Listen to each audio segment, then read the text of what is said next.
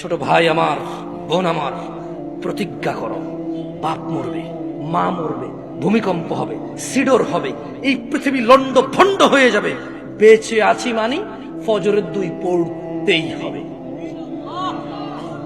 বেঁচে আছি মানে জোহর, আসর, মাগরিব, ইশা পড়তেই হবে।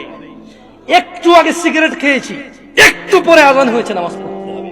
একটু আগে পর্নোগ্রাফি, উদঙ্গ সিনেমা দেখেছি, একটু পরে আজান হয়েছে, নামাজ পড়তেই হবে। ঘুমের মধ্যে কাপড় চোপড় নষ্ট হয়েছে, মা জানে, বাপ জানে, ভাবি জানে, বোন জানে, সবাই জানে। এখন গোসল করলে সবাই বুঝবে কেন গোসল করছো। সবাই বুঝলে বুঝুক, না বুঝলে নাই। আরে বুঝলেই কি না বুঝলেই কি, আমার কাপড় নষ্ট হয়েছে, গোসল আমার ফরজ হয়েছে, আমি গোসল করবো, নামাজ পড়বো।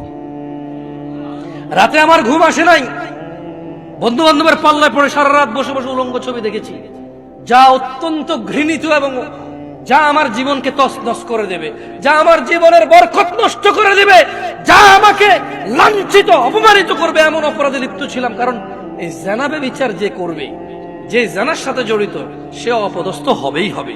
আপনি আখিরাতে তো তার আছেই।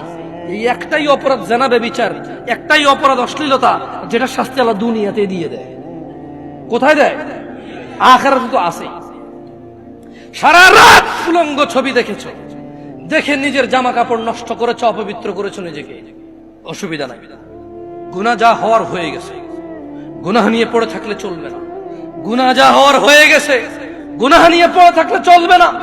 যাও গোসল করো, ফজরে আযান হয়েছে, সালাতে যাও, 2 রাকাত সুন্নাত পড়ে আল্লাহর কাছে ক্ষমা চাও, 2 রাকাত ফরজ পড়ে আল্লাহর কাছে ক্ষমা চাও।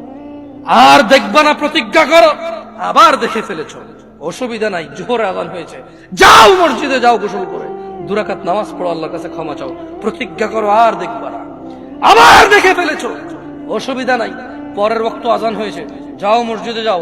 কারণ মনে রাখবা, সকল অপরাধ গুনাহ, নামাজ যদি ছুটে যায় কুফরিয়া শিরকি হয়ে যাবে,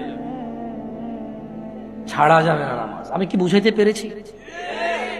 তোমরা কি, আমি যে জন্য আসছি, আমি কি তোমাদেরকে কোনো মেসেজ দিতে পারছি?